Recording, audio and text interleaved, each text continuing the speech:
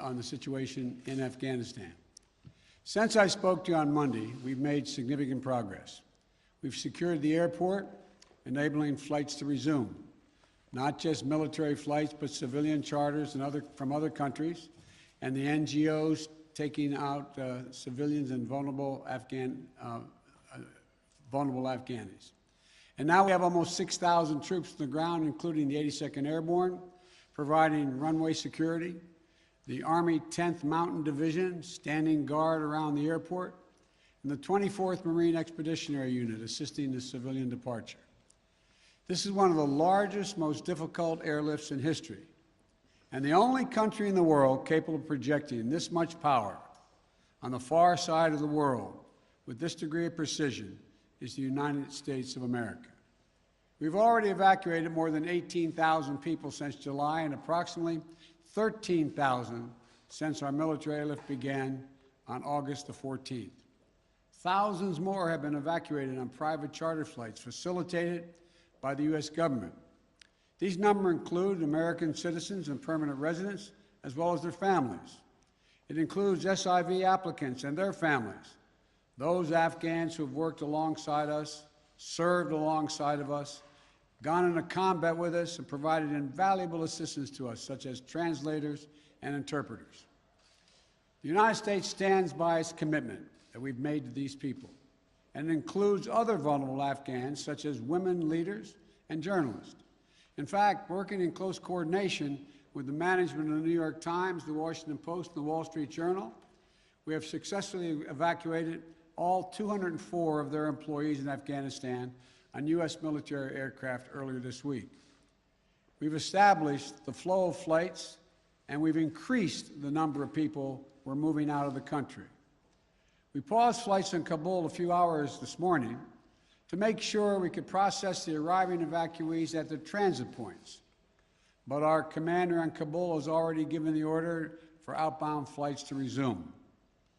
Even with the pause, we've moved out 5,700 evacuees yesterday, and we're working on a variety to verify that number of the Americans who are still in country as we work on this, because don't have the exact number of people who are Americans who are there, and those who may have come home to the United States. We want to get a strong number as to exactly how many people are there, how many American citizens, and where they are.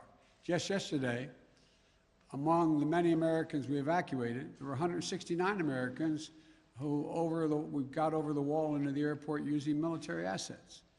We're also facilitating flights for our allies and our partners, and working in close operational coordination with NATO on this evacuation. For example, we provided overwatch for the French convoy bringing hundreds of their people from the French embassy to the airport. These operations are going to continue over the coming days before we complete our drawdown. We're going to do everything that we can to provide safe evacuation for our Afghan allies, partners, and Afghans who might be targeted because of their association with the United States. But let me be clear. Any American who wants to come home, we will get you home. But make no mistake, this evacuation mission is dangerous.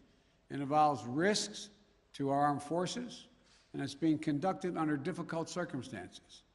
I cannot promise what the final outcome will be, or what it will be, that it will be without risk of loss.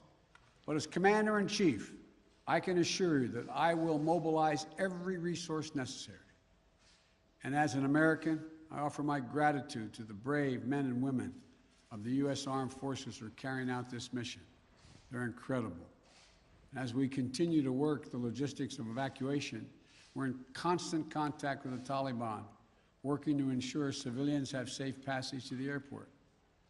We're particularly focused on our engagements on making sure every American who wants to leave can get to the airport. Where we have been seeing challenges with Americans, for Americans, we have thus far been able to resolve them. We've made clear to the Taliban that any attack on our forces or disruption of our operations at the airport will be met with swift and forceful response. We're also keeping a close watch on any potential terrorist threat at or around the airport, including from the ISIS affiliates in Afghanistan who were released from prison when the prisons were emptied. And because they are, by the way, and make everybody understand that the ISIS in Afghanistan have been the sworn enemy of the Taliban. I've said all along, we're going to retain a laser focus on our counterterrorism mission, working in close coordination with our allies and our partners, and all those who have an interest in ensuring stability in the region. Secretary Blinken, who's with me today, met this morning with our NATO allies in consultation about the way forward, so that Afghanistan cannot be used in the future as a terrorist base to attack the United States or our allies. For 20 years, Afghanistan has been a joint effort with our NATO allies. We went in together, and we're leaving together. And now we're working together to bring our people and our Afghan partners to safety. In the past few days, I've also spoken directly with the British Prime Minister, Mr. Johnson, Chancellor Merkel of Germany, and President Macron of France. We all agreed that we should convene, and we will convene, the G7 meeting next week, a group of the world's leading democracies, so that together we can coordinate our mutual approach, our united approach on Afghanistan and moving forward. We are united with our closest partners to execute the mission at hand. We've also discussed the need to work with the international community to provide humanitarian assistance, such as food aid and medical care for refugees who have crossed into neighboring countries to escape the Taliban, and to bring international pressure on the Taliban with respect to the treatment of Afghan people overall, but including Afghan, particularly women and girls. The past week has been heartbreaking. We've seen gut-wrenching images of panicked people acting out of sheer desperation. You know, it's completely understandable. They're frightened, they're sad, uncertain what happens next. I don't think any one of us can see these pictures and not feel that pain on a human level. Now we have a mission to complete in Afghanistan. It's an incredibly difficult and dangerous operation for our military. We have almost 6,000 of America's finest fighting men and women at the Kabul airport. And we're putting their lives on the line, and they're doing it in a dangerous place to save other Americans, our Afghan allies, and citizens of our allies who went in with us. You know, I talk to our commanders on the ground there every single day, as I just did an hour or so ago. And I made it clear to them that we'll get them whatever they need to do the job. They're performing to the highest standard under extraordinarily difficult and dynamic circumstances. Our NATO allies are strongly standing with us, their troops keeping sentry alongside ours in Kabul, as is the case whenever I deploy our troops into harm's way. I take that responsibility seriously. I carry that burden every day, just as I did when I was vice president and my son was deployed to Iraq for a year. There'll be plenty of time to criticize and second guess when this operation is over. But now, I'm focused on getting this job done. I would ask every American to join me in praying for the women and men risking their lives on the ground in the service of our nation. As events evolve over the coming days, my team and I will continue to share the information and update the American people on exactly where things are. We'll use every resource necessary to carry out the mission at hand and bring to safety American citizens and our Afghan allies. This is our focus now. And when this is finished, we will complete our military withdrawal and finally bring to an end 20 years of American military action in Afghanistan. Thank you. May God bless you, our troops, and our diplomats, and all those serving in harm's way. And now I'll take questions. AP, Zeke Miller. Thank you, Mr. President.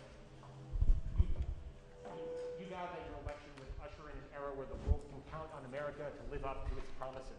You promised to leave Afghanistan, but you also promised not to help to bring out those who helped America in its war effort.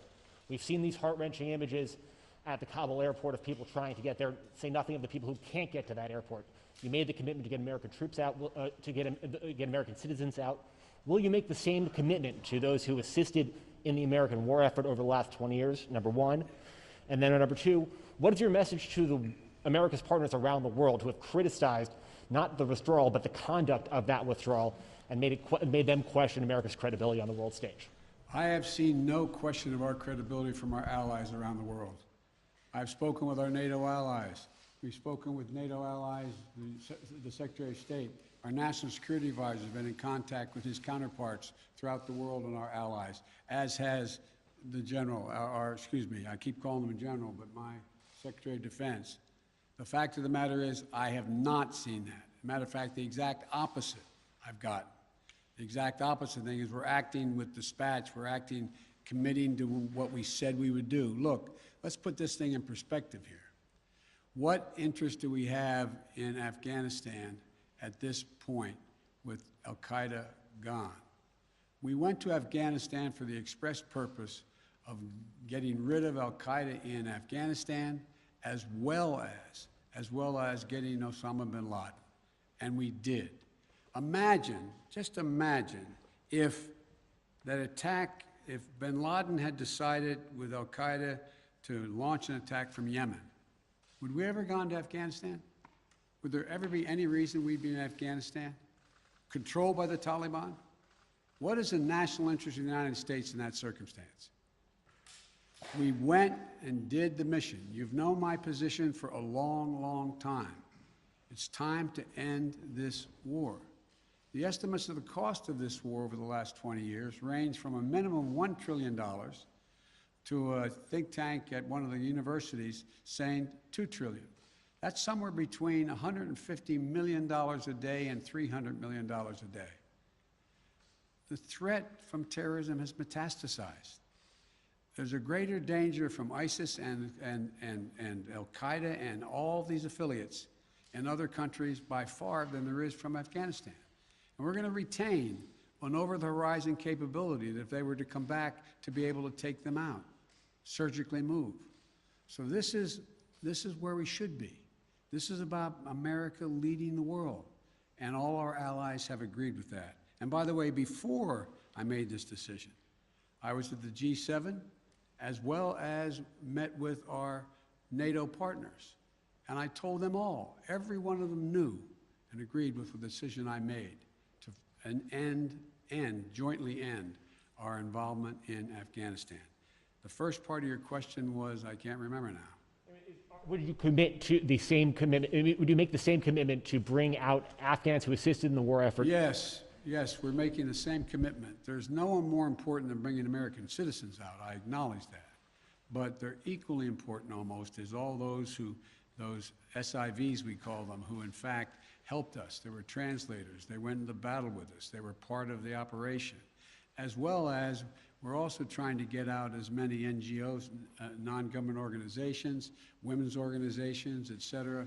We're doing all we can. In the meantime, Secretary Blinken and I am going to be working with our allies to see to it that we can bring international pressure on the Taliban they're looking to gain some legitimacy.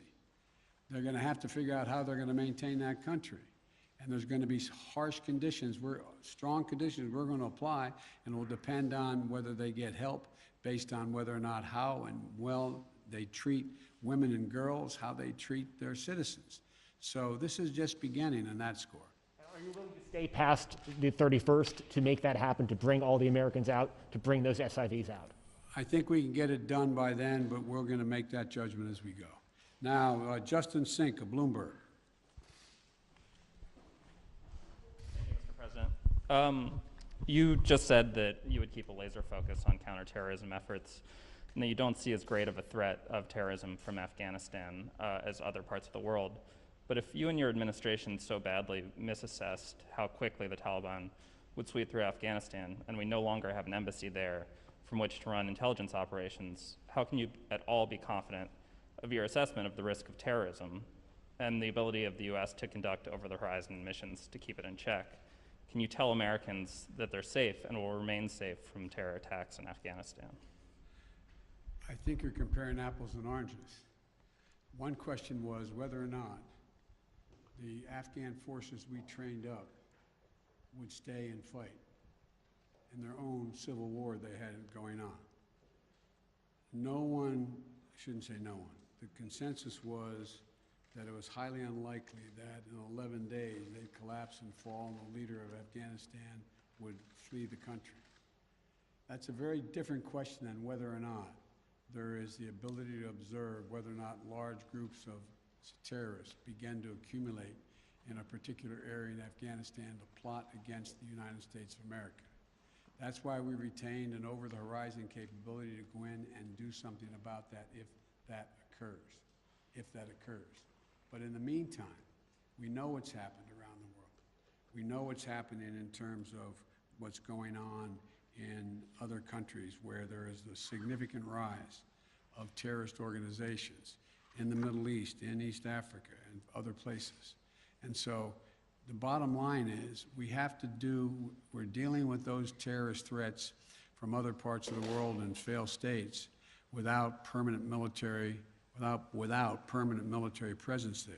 We have to do the same in Afghanistan. Sir, just on that initial assessment, we learned over the last 24 hours that there was a dissent cable from the State Department. Sure. Saying that the Taliban would come faster through Afghanistan. Can you say why, after that cable was issued, the U.S. didn't do more to get Americans out? All kinds of cables, all kinds of advice. If you notice, it ranged from this group saying that they didn't say it'd fall when it did fall, but saying that it would fall, to others saying it wouldn't happen for a long time and they'd be able to sustain themselves through the end of the year. I made the decision. The buck stops with me. I took the consensus opinion. The consensus opinion was that, in fact, it would not occur, if it occurred, until later in the year.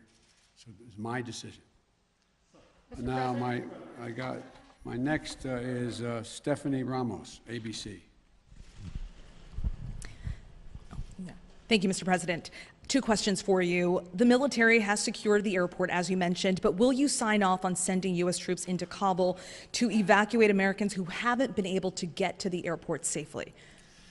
We have no indication that they haven't been able to get in Kabul through the airport. We've made an agreement with the Taliban thus far. They've allowed them to go through. It's in their interest for them to go through. So we know of no circumstance where American citizens are carrying an American passport are trying to get through to the airport. But we will do whatever needs to be done to see to it they get to the airport. And one more, Mr. President. Last month, my colleague Martha Raddatz interviewed Abdul, an interpreter who was on the front lines with U.S. forces in Afghanistan. Overnight, we received a photo of Taliban militants coming to the door of his home, literally hunting him down. Thankfully, he was able to escape, but he is obviously still in mortal danger. What would be your message to Abdul, his wife, and his 3 young daughters? We want you to be able to get to the airport. Contact us. We'll see whatever we can do to get you there. We've got to get you out. We are committed to deal with you, your wife, and your child to get all 3 of you out of Afghanistan. That's the commitment. Thank you, sir. Meredith Lee of PBS NewsHour. You mentioned just now using every resource available for evacuations. Why haven't you ordered the military to expand the security perimeter around the Kabul airport? Do you have any plans to do so, given that will likely require more U.S. troops? And are you considering rescue operations to recover Americans and Afghan allies stuck behind Taliban checkpoints? The answer is yes to the last question. We're considering every opportunity and every means by which we could get folks to the airport.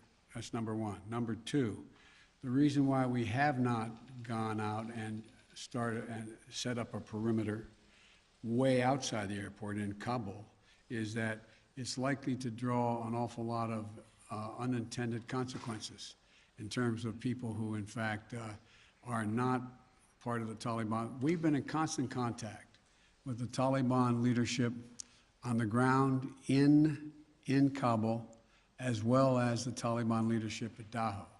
And we've been coordinating what we were doing. That's why we were able, for example, how we got all of our embassy personnel out, how we got everyone out of the embassy safely. That was the distance. That's how we helped get the French out and out of their embassy. So the question remains, there will be judgments made on the ground by the military commanders at the moment, and that I cannot second guess each of those judgments to be made. But the idea of, again, let me get back to the fundamental point I made at the outset. When the decision was made by me that, and it was made some time ago, and I ran 4 presidents saying I wanted to get us out of Afghanistan. One of the things that is a reality is people now say to me and to others, and many of you say it on air, that why did we have to move because no Americans are being attacked? Why did we withdraw those, why did we agree to withdraw 2,500 troops? No Americans are being attacked. As I said before, the reason they weren't being attacked was part of an agreement that Trump had made a year earlier. We will leave by May 1st, he said, as long as there's no attack on Americans in that year period. Number one. Number two, the Taliban was taking large swaths of the countryside, north and south. None of the major areas, none of the major points of the capitals of each of these provinces. But they were all over the country. And the idea that if I had said on May the 2nd or 3rd, we are not leaving, we are staying, does anybody truly believe that I would not have had to put in significantly more American forces, send your sons, your daughters, like my son was sent to Iraq, to maybe die? And for what? For what? So the only rational thing to do, in my view, was to set up and pre-position American forces for the purpose of evacuation, and the aircraft to pre-position those ahead of time so that we would be able to begin the process of evacuation of American citizens, SIVs, and others who helped us. The last point I'll make is this. Look, if we had decided 15 years ago to leave Afghanistan, it would have been really difficult. If we decided 5 years ago, if we continued the war for another decade and tried to leave, there's no way in which you'd be able to leave Afghanistan without there being some of what you're seeing now. But what we've done so far is we've been able to get a large number of Americans out, all our personnel at the embassy out, and so on. And thank God, so far, knock on wood, we're in a different position. Scott Detrow. Scott, NPR. Thank you, Mr. President. I just want to follow up on something you said a moment ago. You said that there's no circumstances where American citizens cannot get to the airport. That doesn't really square with the images we're seeing around the airport, with the reporting on the ground from our colleagues who are describing chaos and violence. Are you saying unequivocally that any American who wants to get to the airport is getting there and getting past the security barrier and to the planes where they want to go? I thought the question was, how can they get through to the airport outside the airport? And the answer is, to the best of our knowledge, the Taliban checkpoints, they are letting through people showing American passports. Now, that's a different question when they get into the rush and crowd of all the folks just outside the wall near the airport. That's why we had to, I guess, was it yesterday or the day before, we went over the wall and brought in, how many? 169 Americans. So it is a process to try to figure out how we deal with the mad rush of non-Americans, those who didn't help, those who were not on the priority list, just any Afghan to be able to get out of the country. And so my guess is that no matter what, under what circumstances anyone, there's not a whole lot of Afghanis, there's a whole lot of Afghanis that just as soon come to America, whether they're any involvement with the United States in the past at all, rather than stay under Taliban rule or any rule. So what I was saying is that we have an agreement that they will let pass through the checkpoints that the Taliban control, and put Americans through. But given this, given the negotiations with the Taliban, the scenes that we're seeing, can you just fully explain why the plan wasn't to go ahead with these evacuations of both Americans and allies before the drawdowns began, before Bagram was closed, looking back several months? Because whether it was now or several months from now, there seems to be a broad consensus that the Taliban would make these gains and these would be needed at some point. Well, yeah, at some point. But the point was that although we were in contact with the Taliban and Doha for this whole period of time, that some point wasn't expected to be the total demise of the Afghan National Force, which was 300 persons. Let's assume the Afghan National Force had continued to fight and they were surrounding Kabul. Be a very different story, very different story. But the overwhelming consensus was that they were not going to collapse. The Afghan forces, they were not going to leave. They were not going to just abandon and then put down their arms and take off. So that's what happened. Thank you very, very much. Thank you. Why do you continue to trust the Taliban, Mr. President? Why do you continue to trust their pledges, Mr. President?